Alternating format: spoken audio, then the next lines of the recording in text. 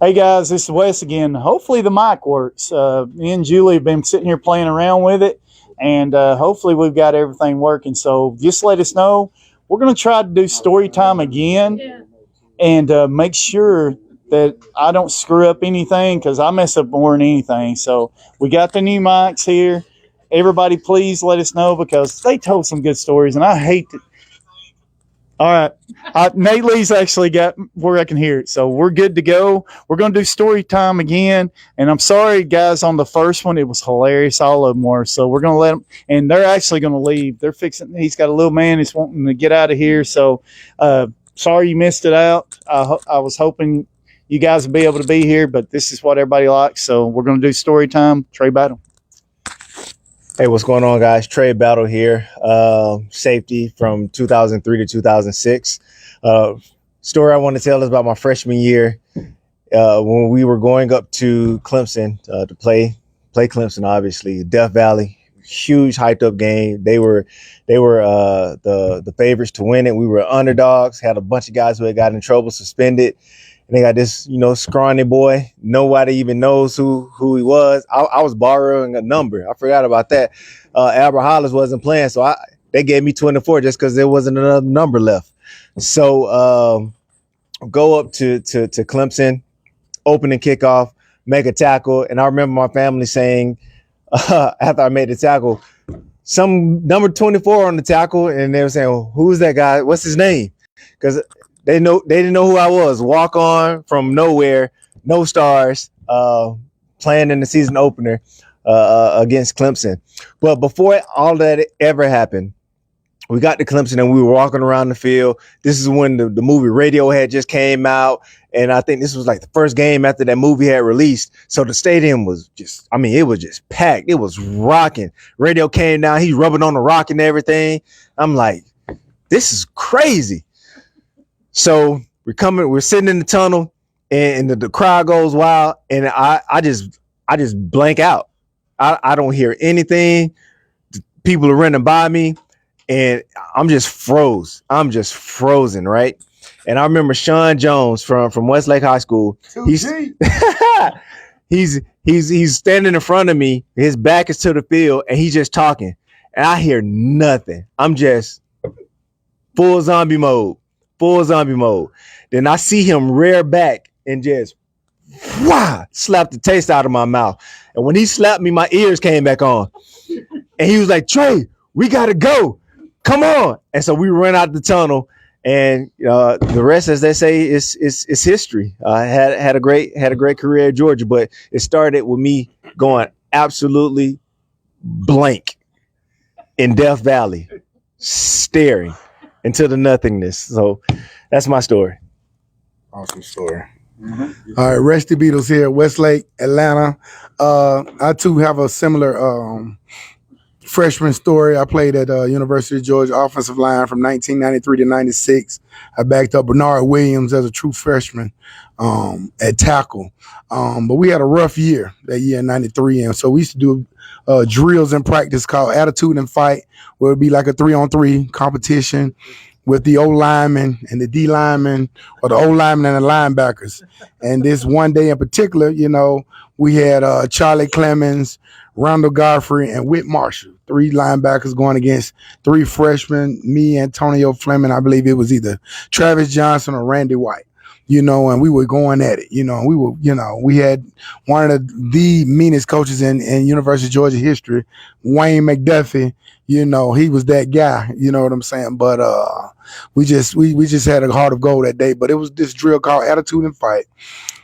And we were going at it. Next thing I know, I'm fighting with Whit Marshall, and I'm fighting like I'm a hockey player with his face mask, grabbing, punching, calling them all kind of SOBs and mofos. And the next thing I know, I black out. But then they blow the whistle and they blow that horn.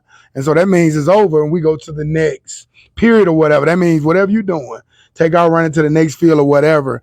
And all of a sudden, I don't feel my hand and I just feel this little tingle or whatever. And I'm like, coach, I said, we're going to the next drill.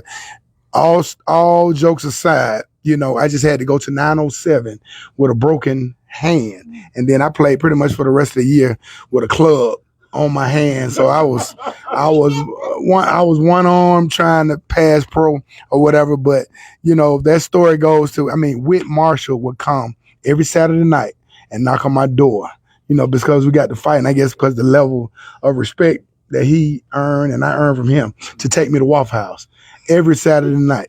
And that was just funny. Fast forward, I was playing as a freshman, Georgia Tech in the city on Thanksgiving Day.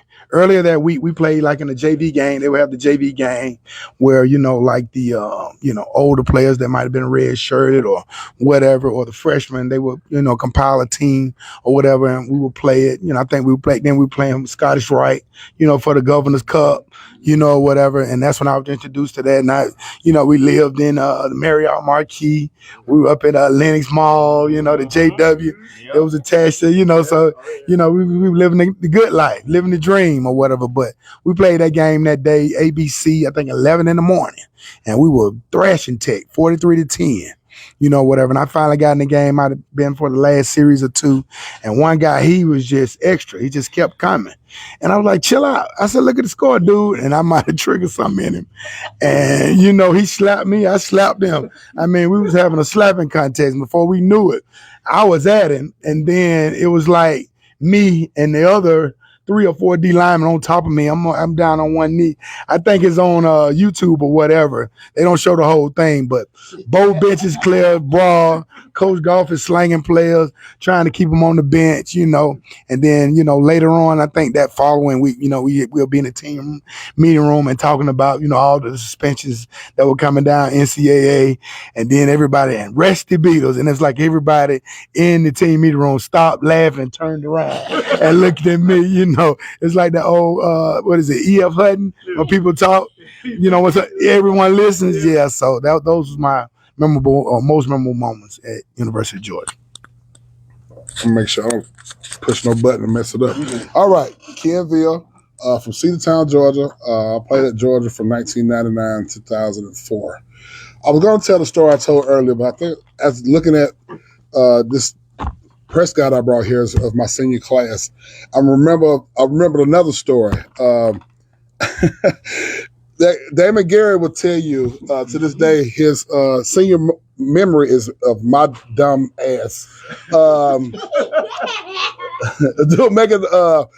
Putting myself in a bad situation, but knowing the preservation that I had to not get myself in trouble. I love myself, so I didn't want to put myself in a bad situation. I overcame that whole ordeal. It was during tour days. I had a high ankle sprain, so in the last 2-3 days or tour days, I didn't practice.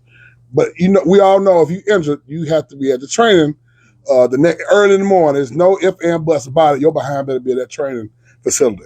Well, baby, I'm sorry, wife, if you hear this. I was single at the time, and I was somewhere where I didn't have no business being tonight previously. I had called my Bruce Thornton and said, hey, come get me in the morning, because at that time I had a boot and I was on crutches. Come get me in the morning and make sure, because he had to go to a treatment too. Come soup your boy up and we could do everything we got to do that morning. Okay, cool. So I'm up early. I was up for another reason, but I was up and I was checking on my ride to come. So I kept looking out the window. Time go by, he still ain't pulled up. Check another 5 minutes, he ain't there. So by this time I'm freaking out because I want to say 40, 45 minutes to get to that training room or it was going to be an issue. Mind you, I'm on crutches in the boot. So I asked the place I was at, hey, can I get a ride? And she was like, no, you're going to have to figure it out yourself. And I'm like, by that time, I am, as we say, 38 hot. I was furious, right? So I go out, and it was summertime. Buses don't typically run. But so happened it was a bus running. I thought it was a sign from God. Like, oh, there we go. We're going to make it right. So I go, you know what a blind pig at? You know the apartments across street from Blind Pig? Yeah. You remember the railroad tracks over the other side? So I cross the railroad tracks, and I get to where that bus stop in that parking lot used to be. Yeah. I said, hey, yes. I said, hey, bus driver, please. And I think they didn't hear me. So they go on to the next stop over there where the journalism building is. The art building or something like that. No, it's journalism to go straight across. They went across. Right. Yeah, right by the stadium. So I crashed. I said, I'm going to get him this time. I'm going to get him. Bus driver, hey. So I get to the door.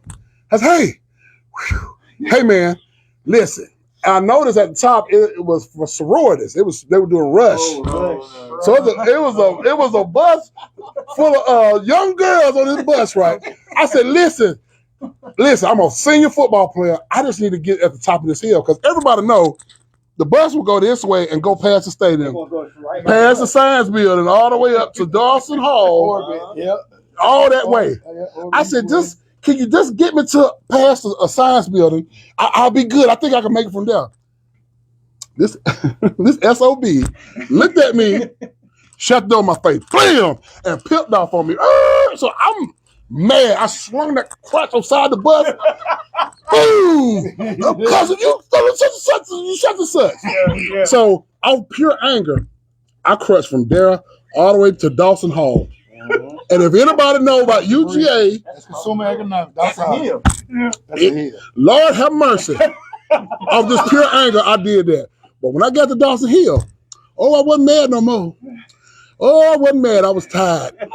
Not tired. I was tired. You understand what I'm trying to say?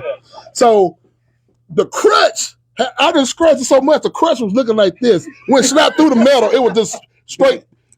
Then it just scratched. It was like I must have had sparks coming up behind it because it was just skin up. Oh, just skin up the little rubber part. Yeah, it was gone. Wasn't no rubber part. It went straight to the middle. It went to the middle, folks. So I get about Snelling. By this time, I'm on my last bit of fumes, just trying to make it on down. I see Preston Pennell, a defensive end. Yeah. He pulled by and said, "Pooh, where you coming from?" I don't even know how I must have been looking at the time. I had no clue. But he saw distress and saved me. Get in this car. Come on here. So it was about 100 feet from there, like 100 yards, because I was right at the Coliseum. All I had to do was get to the end of the road. Snelling in the Coliseum. I still took that ride. I needed that ride. So I get one valley that hit you. Man, I'm almost in tears. I wanted to cry happy. That was rejoice. When they say rejoice, that was that day. He was in the Lincoln. He was in the car. And the air was blowing real hard. So you feel me? So I get in the locker room. I just start screaming, "Where is he?" K-Boy, Kenny Bailey, come around and said, "No, you didn't." I said, "Yes, I did." He said, "No, you didn't." "Yes, the fuck I did!" Where is he? Bruce came around and said, "Boy, I was out there, but you weren't there. You a lie! You a lie!" He forgot about me. I walked in the training room. They was like, "Where have you been? What have you done?" I explained the story. And they said, "You didn't call nobody?" I said, "Call y'all, but what?" This was before everybody had a cell phone. That was rare. You know, if you had one, you had one. And I just remember walking into the team room. It was a slow clap. And then I got a standing ovation that I made it on time. I made it to that. I made it. And I'm so thankful to this day that I made it. But Damon Garrett said, "That is my senior moment. I'll never forget that day." So, hope y'all enjoyed it.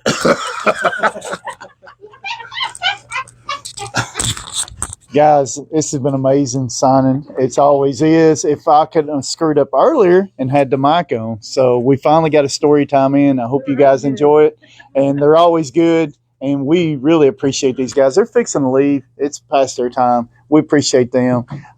Just remember, once I get all this done, I'll edit and everything, put it on YouTube. So everybody, just if you don't get to watch it here, you can go to YouTube and watch it. Thank you, guys. Thank you, guys. Y'all are part of the family. You've always been a part of the family. He's been here before.